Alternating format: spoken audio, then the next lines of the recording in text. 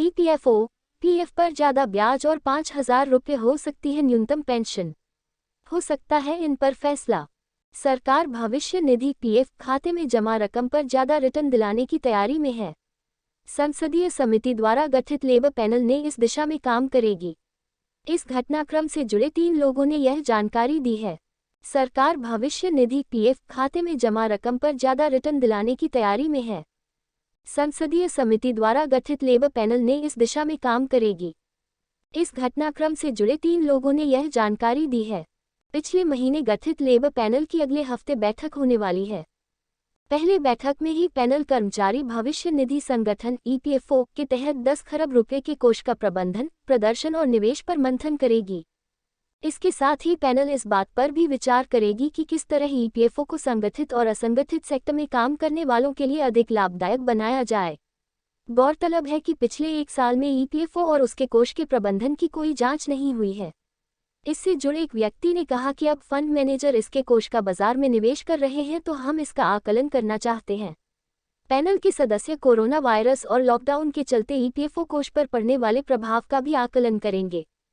सामाजिक सुरक्षा बढ़ाने की योजना केंद्र सरकार का उद्देश्य असंगठित श्रमिकों को बुढ़ापे की सुरक्षा और सामाजिक सुरक्षा प्रदान करना है।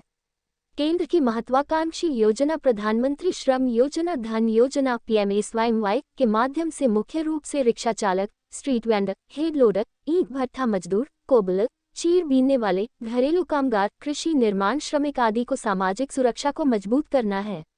ईपीएफओ पहले केवल संगठित क्षेत्र के लिए था, लेकिन केंद्र सरकार ने इसमें असंगठित क्षेत्र को भी शामिल कर दिया है। पेंशन राशि को बढ़ाने पर चर्चा होगी। इस घटनाक्रम से जुड़े एक व्यक्ति ने बताया कि पीएफ कोष पर गठित समिति की बुधवार को होने वाली बैठक में पेंशन स्कीम, कर्मचारियों की पेंशन योजना ईपीएस के तहत पेंशन बढ़ाने और खाताधारक की मृत्यु के मामले में परिवारों को आसानी से धन की उपलब्धता सुनिश्चित करने पर भी चर्चा होगी। हम मांग कर रहे हैं कि ईपीएस योजना के तहत न्यूनतम पेंशन को बढ़ाकर 5,000 रुपये मासिक भुगतान किया जाए। कई ट्रेड यूनियन और श्रमिक संगठन भी पिछले कुछ समय से पेंशन की राशि बढ़ाने की मांग कर रहे हैं। संसद के शीतकालीन सत्र में रिपोर्ट सौंपेगी। पीएफ कोष पर गठित संसदीय समिति कई बैठक कर इस मुद्दे पर चर्चा करेगी और अपनी विस्तृत रिपोर्ट संसद को शीतकालीन सत्र में सौंपेगी। समिति के सदस्यों ने श्रम मंत्रालय के प्रतिनिधियों को अन्य देशों में संगठित और असंगठित क्षेत्र के श्रमिकों के लिए किए गए प्रावधानों को देखने के लिए कहा है। संभव है बुधवार को होने वाली बैठक में भी इस मुद्दे पर चर्चा हो। 5,000 रुपये पेंशन ईपीएस के तहत बढ़ाने पर चर्चा होगी। ईपीएफओ पेंशन स्कीम अब दोगुनी होगी। पेंशन हटने जा रही 15,000 रुपये की लिमिट, जानिए इस पर बड़ा अपडेट। ईपीएफओ पेंशन स्कीम्स अब दोगुनी होगी। पेंशन हटने जा रही 15,000 रुपये की लिमिट, जानिए इस पर बड़ा अपडेट। कर्मचारियों की सेवानिवृत्ति पर पेंशन तय होती है, लेकिन इसमें एक सीमा होने के कारण सेवानिवृत्ति के बाद पेंशन बहुत अधिक नहीं है। इसलिए इस सीमा को हटाने की मांग की जा रही है।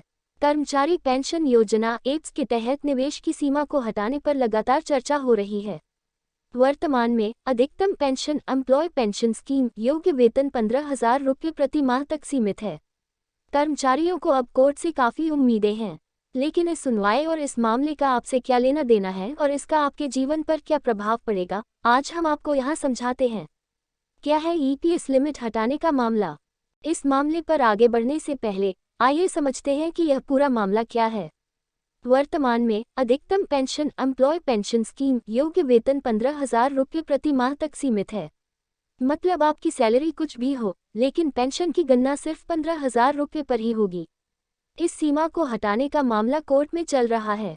12 अगस्त को सुप्रीम कोर्ट ने भारत संघ और कर्मचारी भविष्य निधि संगठन ईपीएफओ द्वारा दायर याचिकाओं के एक बैच की सुनवाई स्थगित कर दी थी, जिसमें कहा गया था कि कर्मचारियों की पेंशन एम्प्लॉय पेंशन स्कीम 15,000 रुपये तक सीमित नहीं हो सकती है। हालांकि इस पर लगातार चर्चा हो रही है। ईपीएस के संबंध में अब क्या नियम हैं?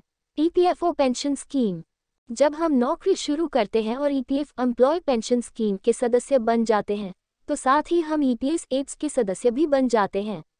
कर्मचारी अपनी सैलरी का 12% ईपीएफ में देता है, उतनी ही राशि भी उसकी कंपनी देती है, लेकिन इसका एक हिस्सा 8.33% एप्स में भी जाता है। जैसा कि हमने ऊपर बताया कि वर्तमान में अधिकतम पेंशन योग्य वेतन केवल 15,000 रुपये है, यानी हर महीने पेंशन का हिस्सा अधिकतम 15,000 का 8.33% ₹1250 है।